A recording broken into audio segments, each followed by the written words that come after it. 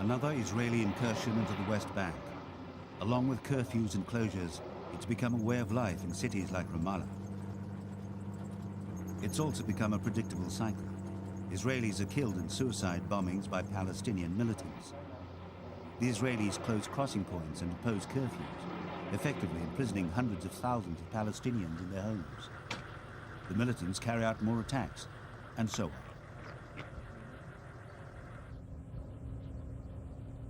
Curfews mean frustrated plans and endless delays for thousands of high school students like Athai. I have final exams, but because of the situation, I could not go to school.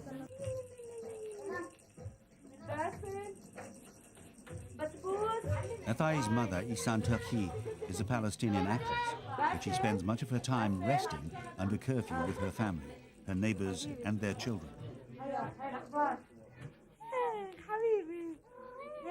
Baby Bassam gets spoiled by so much attention.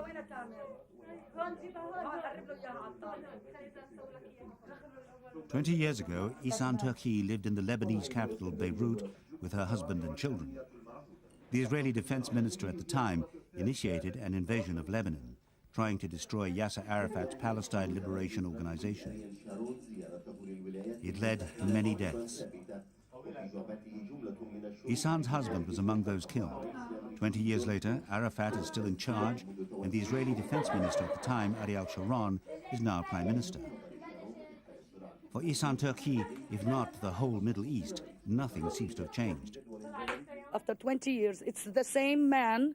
He is coming to us like, like a genie, I don't know, like he's coming to us after 20 years, and the same story is happening.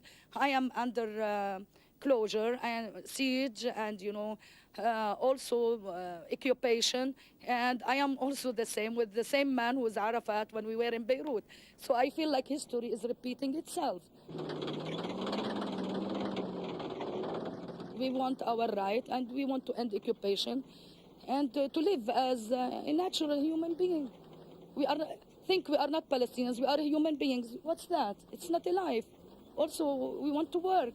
We want to, now we didn't take our salaries till now. It's now in the middle of the month, and we didn't take our salaries. How we can live? How we can live without salaries?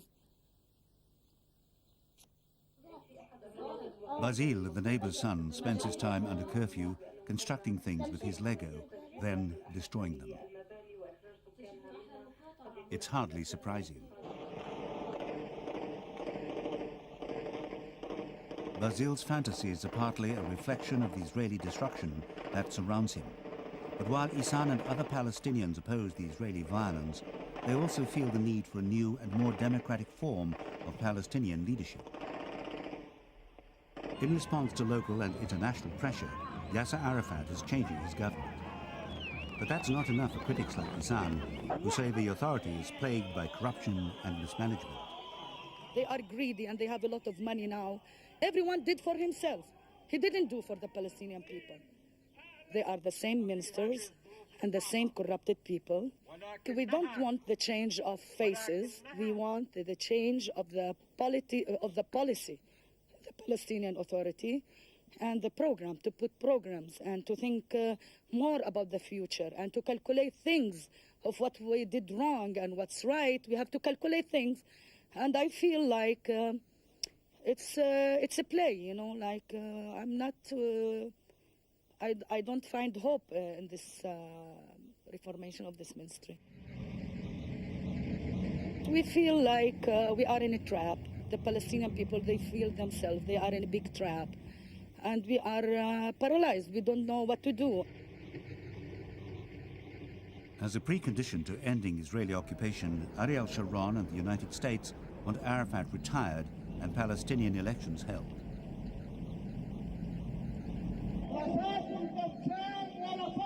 But if elections were held now, there's no guarantee that the Israelis and Americans would accept the result. That's because of a distinct possibility the Palestinians would cast their ballots for militant movements who carry out attacks on Israelis.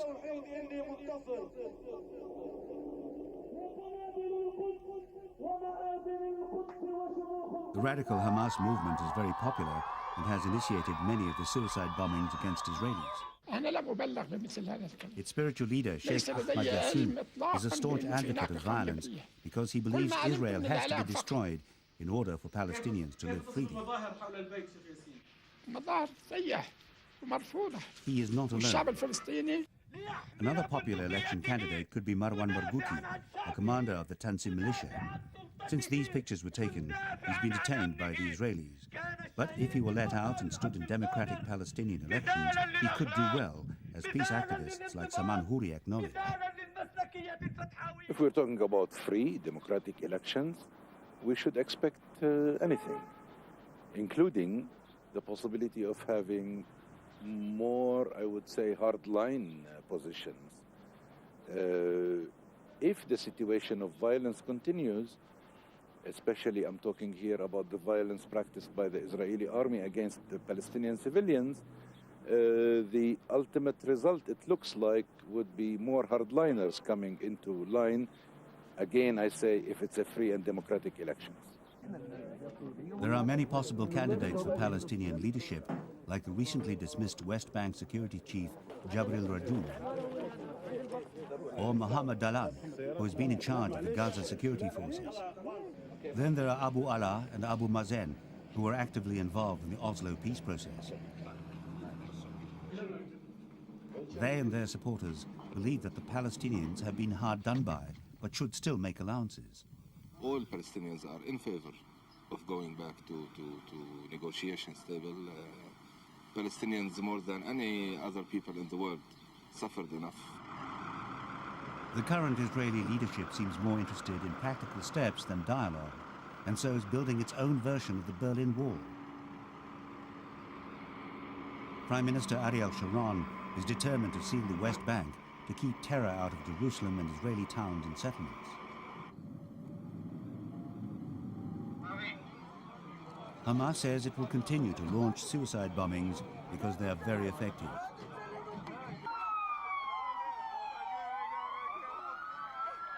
But effective in what? Causing widespread fear, certainly, but also in hardening the resolve of many Israelis not to negotiate. The psychological effects of such attacks on Israelis are also long-lasting, with a big rise in victims suffering post-traumatic stress. Dr. Eitan Gur is chief psychiatrist at Jerusalem's Hadassah Hospital. He says the psychological effect of the suicide bombings is so devastating that the West Bank wall or fence should be built as quickly as possible. I think everything that can be done in order to even to stop one attack should be done, because you have to understand that one attack means few dozen people that might die, another few dozen that will be crippled for their life, some of them physically, some of them mentally, and many others that will not be crippled, but it will affect them. So I think even if you can prevent even one, you should put the fence, with all the problem that it will cause. The Israelis want as peaceful and normal a life as possible, and many hope the wall will help. But terrorism analysts like Ehud Sprinzak say the wall can only ever be a short-term measure, and much more is needed to achieve lasting peace. As a temporary solution, it may help. At the end of the day, you solve the Israeli-Palestinian conflict by sitting together, making concessions, and making peace. But under the circumstances in which Yasser Arafat is the ruler of Palestine, you may need fence in order to stop some of the suicide bombers. Sometimes tactics is going to help you change the strategy. Fence is a very small item of tactic, not a big solution. For Palestinians, the wall is seen as another way to imprison them within the West Bank. Along with curfews and closures, it just makes them angrier.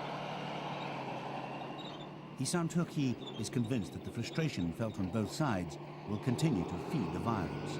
There is no end. We are in a circle of violence between us and the Israelis, and violence is going to bring violence, and we will not come for a solution. And if we want to come to a solution, we have to talk to each other. We have to talk. We should not be good neighbors, to be in love with each other. We at least to respect the humanity of every person, whatever he is, Israeli or Palestinian. We have to respect the humanity. The Israelis say they can't build a relationship, so have to build a wall. But such barriers never serve the greater good, and one day, like its Berlin equivalent, it should come down.